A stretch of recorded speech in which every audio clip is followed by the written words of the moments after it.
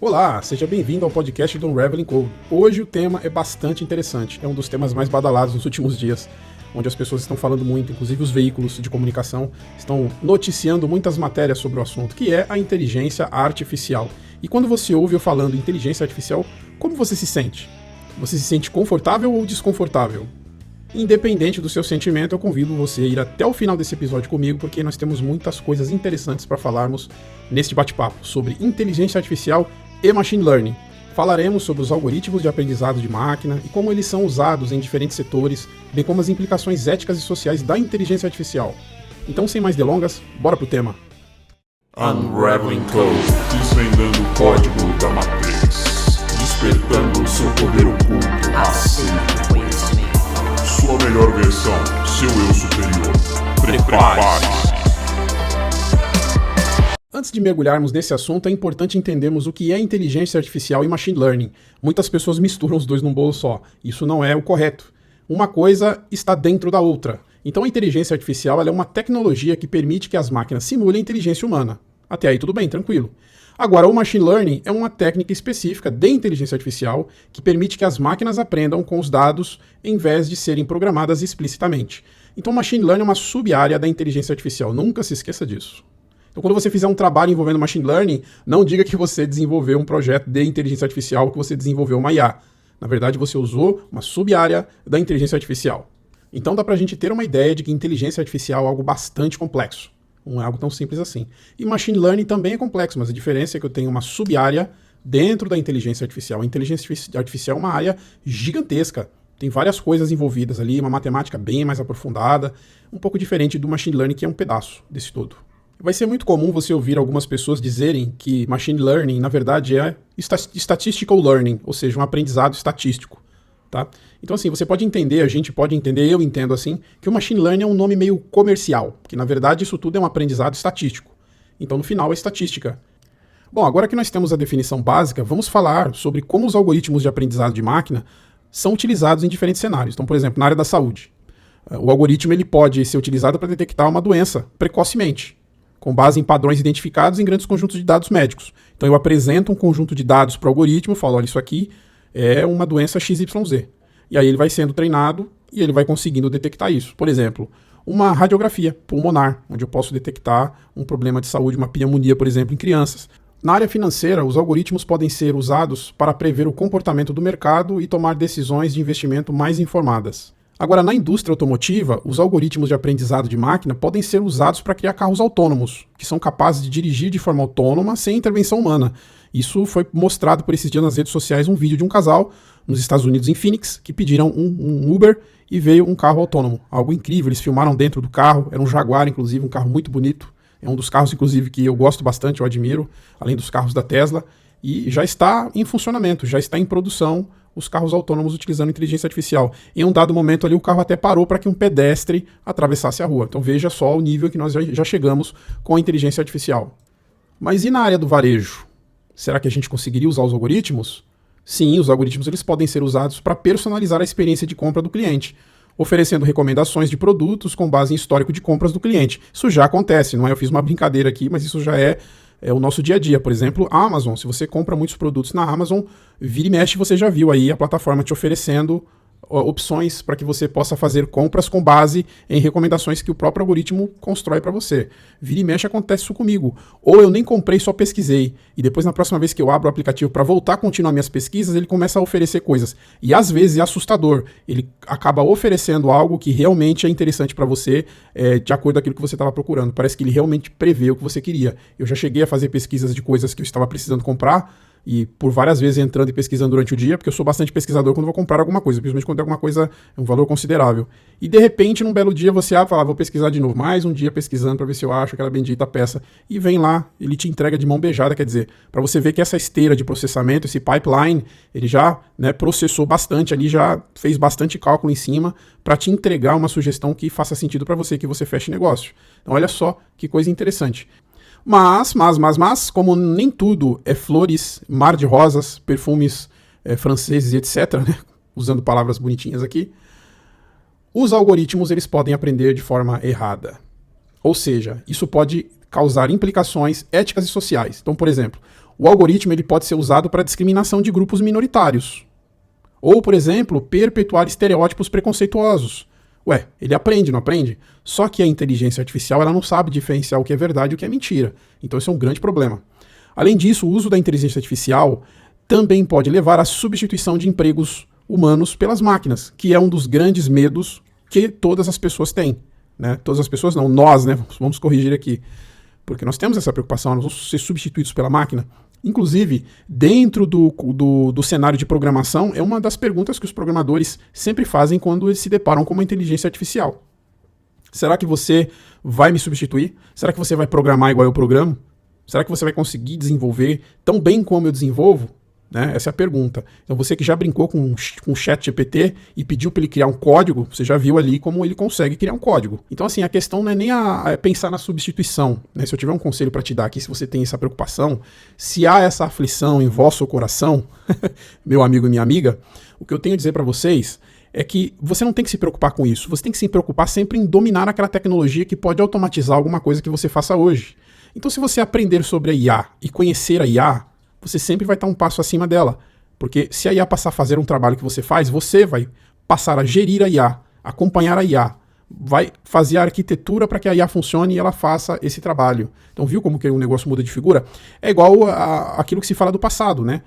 Existia um trabalho manual, veio uma máquina e essa máquina passou a fazer esse trabalho que era manual.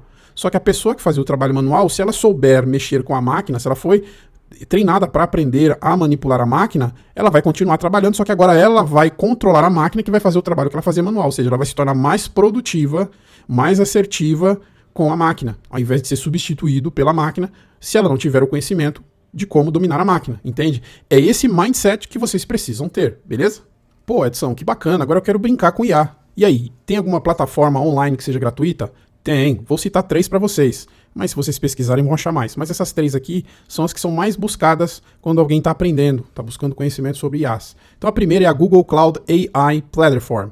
Ela oferece uma variedade de serviços de AI, de inteligência artificial, como aprendizagem de máquina, processamento de linguagem natural e visão computacional. E ela possui, essa versão gratuita, né, ela possui limitações. Mas para você praticar os seus estudos está de boa, está tranquilo, dá para você se divertir bastante com ela.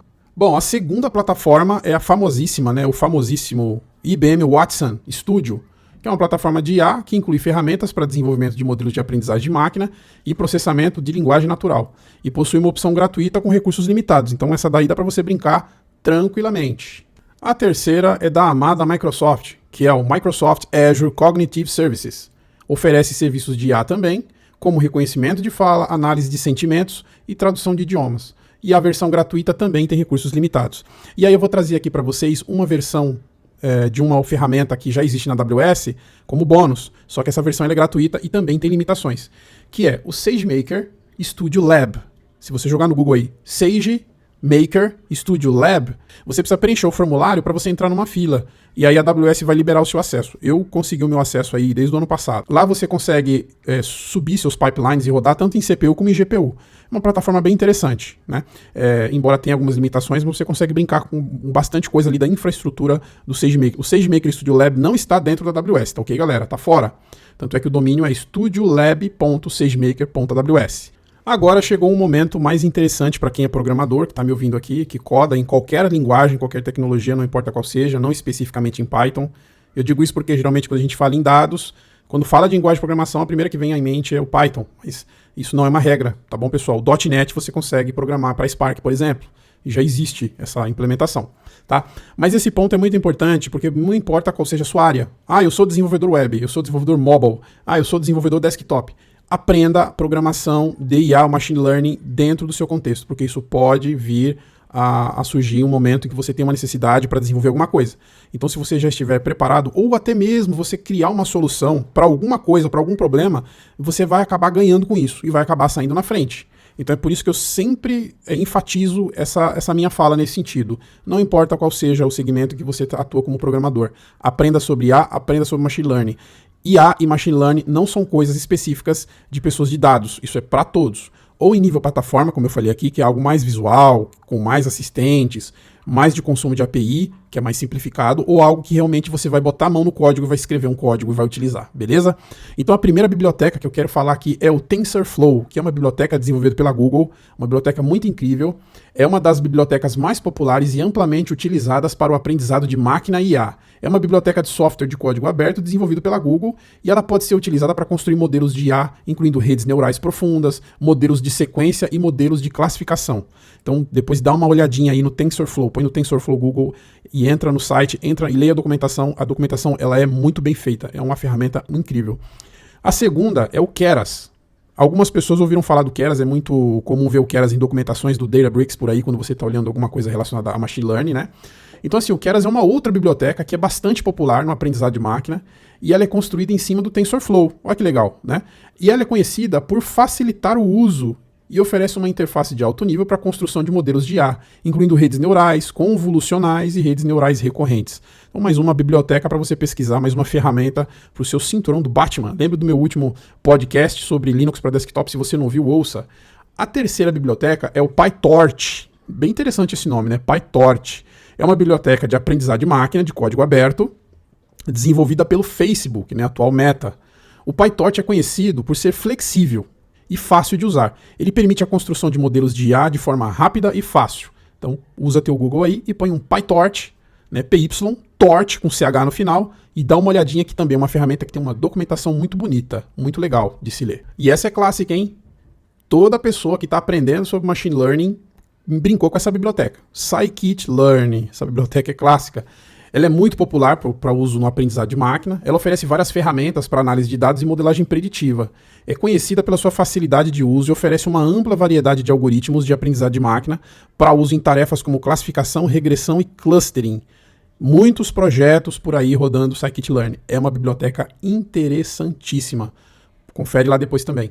E a quinta é a OpenCV, ou OpenCV. Inclusive eu fiz um curso o ano passado dessa biblioteca, um curso introdutório, essencial, básico, muito boa, me diverti bastante. É uma biblioteca de visão computacional de código aberto. Ela pode ser utilizada para processamento e análise de imagens e vídeo.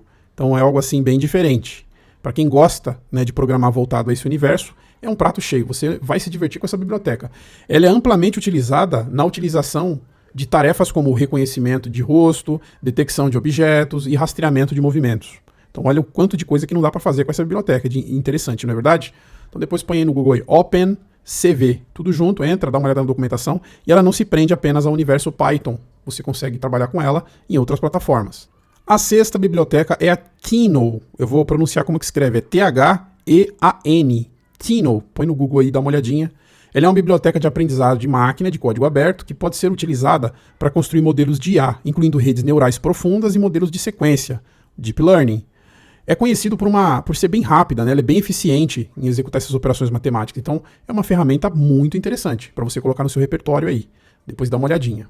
E a última da nossa lista, e a sétima, é a NLTK. Inclusive, é uma clássica. O pessoal que começa a estudar Machine Learning, principalmente quando começa a construir bots, né? Chatbot, utiliza essa biblioteca. Ela é uma biblioteca de processamento de linguagem natural, de código aberto, e ela pode ser usada para realizar tarefas como tokenizações, análise sintática e classificação de texto. Então, mais uma biblioteca para você colocar no teu repertório, aí no teu cinturão do Batman. Depois entra lá, põe no Google NTKL, entra no site e dá uma olhadinha na documentação. Bom, então é isso, pessoal. Um pouco de informação para ajudar vocês nos seus estudos, nas suas pesquisas. E aquilo que eu sempre digo, cuidado para vocês não deixarem muitas coisas passarem muito rápido, então fiquem sempre antenados, fiquem sempre de olho no mercado, nas tendências, naquilo que está acontecendo. A gente precisa constantemente estar nos reinventando, buscando soluções melhores, trocando algumas ferramentas por outras que são melhores, por vários motivos, né? Não só por conta de processamento mais rápido, mas também custos, a facilidade de manutenção, entre outros quesitos que são importantes, para que a gente sempre seja um profissional dinâmico. Só que para isso a gente precisa estar antenado ao mercado, antenado ao mercado tecnológico, ao que as empresas elas criam, liberam, desenvolvem, né, e liberam para que o mercado faça uso. Tem muita gente que tem certas críticas aí por ficar estudando tecnologia. Não, porque estudou tecnologia, amanhã a tecnologia morre. Sim, mas você tem que estar ligado para você ser um profissional dinâmico, né? A tecnologia X não usa mais, mas eu tive um tempo lá estudando ela. Só que quando você for estudar a tecnologia Y, toda aquela bagagem da tecnologia X, ela vai ser reutilizada na tecnologia Y. Então você nunca está perdendo tempo enquanto você está estudando, pesquisando e conhecendo as ferramentas, beleza? Esse é o conselho que eu sempre dou. E volto a repetir, reinventem-se. Ao invés de olhar para o mercado, que agora está recebendo a IA, e falar assim, vai substituir trabalho de ser humano, vai ter um problema, e olhar aquela coisa, né, cheia de problema, não faz isso. Tenta olhar com um olhar positivo. Fala assim, poxa, mas então se a IA está chegando, eu vou entender como a IA funciona, porque aí eu vou dominar a IA. Porque, de certa forma, a IA é feita por ser humano, então você é superior à IA. E como é o cérebro humano é algo incomparável. Não há nada nesse mundo que se compare ao cérebro humano. E a humanidade, para fazer uma IA igual ao cérebro humano perfeita, vai levar muitos anos e talvez nunca nem consiga. Porque o ser humano, o corpo humano em si, ele é um grande mistério. É uma criação, é a máquina mais perfeita desenvolvida no universo. Né? Eu sei que cada um tem a sua crença, mas me permita me falar aqui, a engenharia de Deus, ela é indesvendável pelo homem atual. Então vai ter que levar muitos anos para o homem conseguir produzir uma coisa superior a ele mesmo. Então se você aprende a dominar a IA, tranquilo, você vai trabalhar com a IA. A diferença é que você vai mudar de posto, mas você vai continuar atuante no trabalho. E é uma evolução natural do mercado. Assim como houveram as revoluções industriais, é preciso que hajam novas e que as coisas evoluam, que as coisas cresçam, que as coisas recebam atualizações e que você mude de área, né? Não vai ficar para sempre na mesma coisa, isso faz parte natural. Porque o mercado tecnológico, ele é um organismo. Então, sendo um organismo, ele passa por mudanças, beleza? Então, muito obrigado por ter assistido até aqui e a gente se vê no próximo episódio. Um abraço, tchau, tchau. E aí, gostou do episódio? Compartilha com seus amigos. Tem uma sugestão de um tema? Manda lá no Instagram, @unravelingcode.